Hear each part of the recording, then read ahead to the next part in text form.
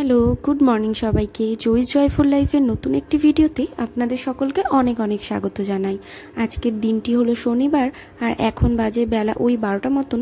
কিছুক্ষণ আগেই কর্তামশাই বাজার থেকে ভেটকি মাছের ফিলে আর পাঁঠার মাংস নিয়ে এসছে।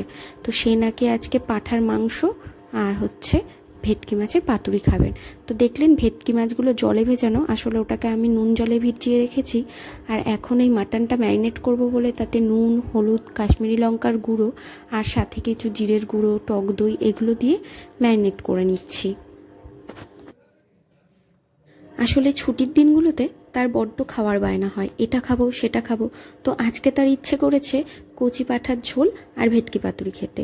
তো যাই হোক, যেহেতু কচি পাঁঠার ঝোল খাবে বলেছে, ওই জন্য আমি খুব একটা বেশি মশলা দিলাম না, যাতে বেশি রিচ না হয়ে যায়। তো এটা তো ম্যারিনেট করা হয়ে গেছে, ওটাকে সাইডে রেখে এবার আমি ভেটকি পাতুরি বানানোর জন্য একটা বাটিতে নিয়ে নিয়েছি কিছুটা পরিমাণ পোস্ত, সর্ষে, মানে দু রকমের সর্ষে, কালো সর্ষে, সাদা সর্ষে, আর অন্য একটি বাটিতে নিয়ে নিয়েছি কয়েকটা কাজু বাদাম। এবার এগুলোকে জল দিয়ে ভিজিয়ে কিছুক্ষণের জন্য রেখে দিচ্ছি।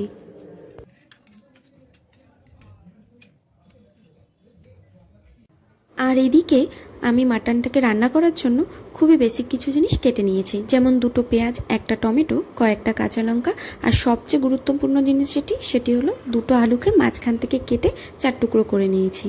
তো যাই হোক, এবার কড়াইতে তেল গরম করে নিয়েছি আলুগুলোকে ভাজার জন্য।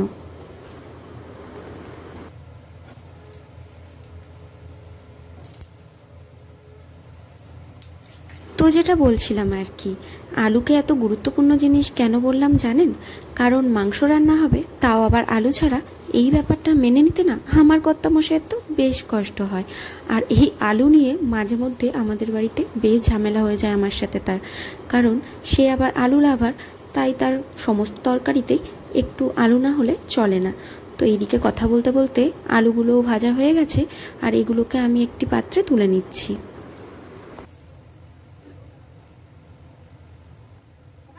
আর এবার ওই আলু ভাজার তেলের মধ্যেই দিয়ে দিচ্ছি কেটে রাখা পেঁয়াজ কুচিগুলো। তো পেঁয়াজ কুচিগুলো কড়াইতে দিয়ে ভালো করে লাল লাল করে একটু ভেজে নেব।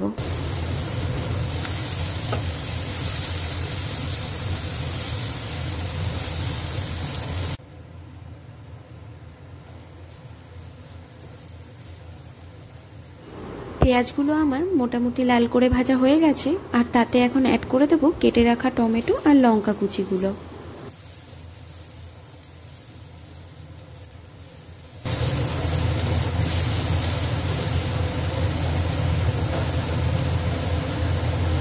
টমেটো আর লঙ্কাটাকে পেঁয়াজের সাথে ভালো করে নাড়িয়ে নিয়ে তাতে দিয়ে দিচ্ছি এবার ওই 1.5 চামচ মতো আদা রসুনের পেস্ট।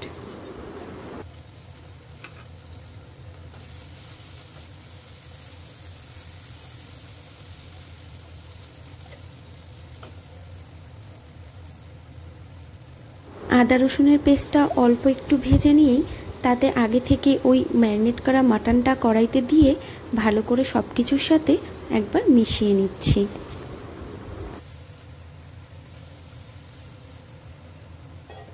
মাটনটাতে আমি আর অন্য কোনো মশলা অ্যাড করছি না নতুন করে, যদি নুন লাগে তাহলে পরে একটু দিয়ে দেব। আর এবার মাটনটাকে ঢাকা দিয়ে দিচ্ছি, ওটা আস্তে আস্তে হতে থাক। আর এই দিকে আমি ওই ভেটকি মাছগুলোকে ওই নুন জল থেকে তুলে কয়েকটা টিস্যুর ওপরে রেখে দিয়েছি। আর এবার সেগুলোকে টিস্যু থেকে ভালো করে জল চেপে একটা বাটিতে নিয়ে নিয়েছি, আর তাতে দিয়ে দিচ্ছি অল্প একটু লেবুর রস আর আদা কুচি। আর এই দুটো দিয়ে ভালো করে আরেকবার ম্যারিনেট করে মাছটাকে সাইডে রেখে দেব।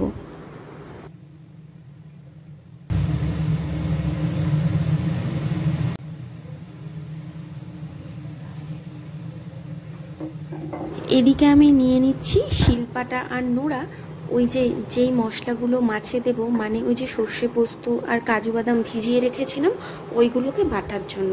আসলে আজকে আর মিক্সিতে দেব না, এমনিতেই অল্প মশলা, আর তাছাড়াও শিলপাটায় বেটে খাওয়ার টেস্টটা তো একটু আলাদাই হয়।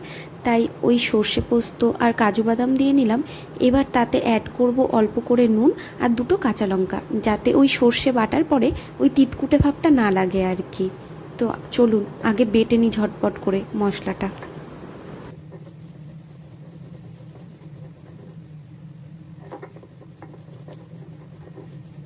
জানেন তো, জীবনে প্রথমবার আজকে আমি মাছের পাতুরি বানাতে যাচ্ছি। কারণ এর আগে মাছের অনেক রকম প্রিপারেশন বানালেও পাতুরিটা আমি কখনো এত ঝামেলার জন্য বানাইনি। তো আজকে যখন বরের খেতে ইচ্ছে করলো, তাই ভাবলাম বানিয়েই দিই। এই রেসিপিটা অনেক দিন আগে দেখেছিলাম একটা ভিডিওতে, তাই খুব চেষ্টা করছি যেন সেই রেসিপিটা একদম ভালোভাবে ফলো করতে পারি। তো ওই যে দেখছেন, মোটামুটি আমার মশলা বাটা হয়েই গেছে, আর দুবার আমি অলরেডি বেটে নিয়েছি, এটা চলছে লাস্ট বার। আর যেটা দিয়ে এই যে মশলাটাকে কাছিয়ে নিচ্ছি সেটা হলো সুপুরির খোল। ওই আমাদের আগেকার দিনের মা ঠাকুমারা যেইগুলো দিয়ে মশলা কি কাছাতো সেই জিনিস। আমি বাপের বাড়ি গেলেই মাকে বলি তৈরি করে রাখতে, আর নিয়ে আসি। এই মাঝে মধ্যে শিলপাটায় এটা ওটা একটু বেটে নিই টুকটুক করে, তো সেটা কাছাতে বেশ সুবিধা হয় এটা দিয়ে। তো চলুন এবার এই মশলাটাকে একটা বাটির মধ্যে ঝটপট করে তুলে নিই। আর এবার ওই সর্ষে পোস্ত বাটাটার মধ্যে অ্যাড করে দিচ্ছি পরিমাণ মতো নুন, হলুদ, আর আগে থেকে জল ঝরিয়ে রাখা ওই 1.5 চামচ মতন টক দই, আর সাথে দিয়ে দিচ্ছি কিছুটা সর্ষের তেল। আর সব কিছুকে এবার ভালো করে একবার মিশিয়ে নেব।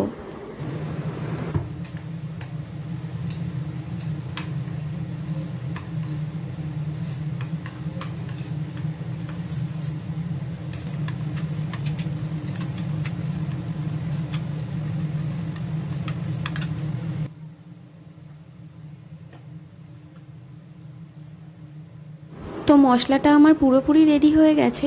এবার আমি মশলাটাকে মাছের মধ্যে দিয়ে সব মাছের সাথে ভালো করে মিশিয়ে নিচ্ছি।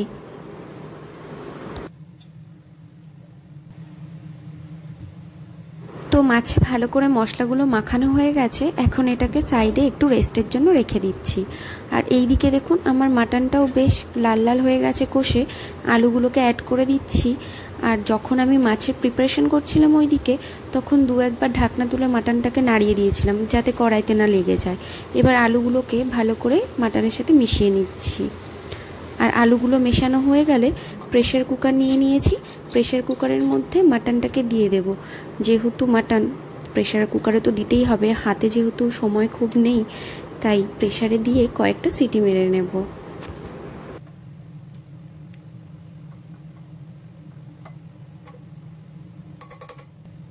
তো মাংসটা তো প্রেসার কুকারের মধ্যে দিয়ে দিয়েছি। আর এবার তাতে দেব ওই যে কড়াইতে কিছুটা মশলা লেগেছিল, সেই কড়াইটা ধুয়েই মশলা ধোয়া জলটা দিয়ে দিলাম। এইবার মনে হচ্ছে একটু নুন লাগবে, তাই একটু নুন দিয়ে দিচ্ছি। আর দিয়ে দেব গরম মশলা গুঁড়ো। তারপরে সব কিছুকে একবারে ভালো করে মিশিয়ে প্রেসার কুকারের ঢাকনাটা আটকে সিটিতে বসিয়ে দেব। দাঁড়ান, ভরকে একবার দেখিয়ে নিই যে জলের পরিমাণটা ঠিক আছে কি না। আর এবার আমি নিয়ে নিয়েছি আগে থেকে কেটে ধুয়ে রাখা কলা পাতা, যেটা ছাড়া পাতুরি রান্নাটাই অসম্পূর্ণ। আর তার মাঝ বরাবর ওই ম্যারিনেশন করা মাছের থেকে একটা ফিলে তুলে আর কিছুটা মশলা তার উপরে দিয়ে নিলাম। আর পাশে কর্তামশাইকে বললাম যে তুমি একটু ওপর থেকে সর্ষের তেল দিয়ে দাও তো। তো সেও একটু সর্ষের তেল দিয়ে দিল ওপর থেকে। এবার এটাকে এই যে এইভাবে প্রথমে আড়াআড়িভাবে দুপাশ থেকে মুড়বো, তারপরে লম্বালম্বিভাবে দুপাশ থেকে মুড়বো, যেমনটা ভিডিওতে দেখেছিলাম আর কি, সেইভাবেই চেষ্টা করছি একটু। তারপরে একটা সুতোর মাধ্যমে এটাকে এই যে এইভাবে বেঁধে নেব। আর এই দিকে তো বাঁধতে গিয়ে আমার নাজেহাল অবস্থা, আমি তো বুঝতেই পারছি না এটাকে কোন দিক থেকে বাঁধা শুরু করব। তো এই যে আমি চেষ্টা করছি একটু বাঁধার, আর একজন তো আমার থেকে কাড়াকাড়ি শুরু করে দিয়েছে। উনি বলছেন দাও আমি বেঁধে দেব। তো আমি ওই দিকে নাছোড়বান্দা যে না, আমি যখন এটাকে ধরেছি আমি এটাকে বাঁধবো। তো চলুন এটাকে আগে মন দিয়ে বেঁধে নিই। যাক বাবা, অনেক যুদ্ধ করার পরে এটাকে অবশেষে বাঁধতে পারলাম। এইসব রান্না কম ঝক্কির নাকি বলুন তো। তো যাই হোক, এইদিকে আরেকটা কলা পাতা নিয়ে নিয়েছি, তাতেও ওই একইভাবে করে নিচ্ছি সমস্ত কিছু। ও হ্যাঁ, একটা কথা বলতেই তো ভুলে গেছি, আমি কিন্তু কলা পাতাগুলোকে আগে থেকেই একটু আগুনে সেঁকে নিয়েছিলাম, যাতে এই মোড়ানোর সময় কলা পাতাগুলো ভেঙে না যায়। আর এই যে দ্বিতীয়টাও আমার মোড়ানো হয়ে গেছে, আর দ্বিতীয়টা মুড়িয়েই আমি সোজা তার হাতে চালান করে দিয়েছি। কারণ তখন তো দাঁড়িয়ে দাঁড়িয়ে আমার সাথে কাড়াকাড়ি করছিল বাঁধবে বলে, আমিও আর রিস্ক নিলাম না। আমি বললাম বাকিগুলো এবার তুমিই বেঁধে দাও বাবা, আমি আর ওর মধ্যে নেই। তো এই যে সেও দেখলাম প্রথম দিকে একটু নাজেহাল হয়েছে, তারপরে সব কটা সে একা একাই বেঁধে দিয়েছে। আর এই দিকে আমি একটা পাত্রে জল গরম করতে বসিয়ে দিয়েছি, আর এবার তার উপরে একটা ফুটো ফুটো থালা দিয়ে একটু সর্ষের তেল ব্রাশ করে ওই পাতুরিগুলোকে দিয়ে দিচ্ছি।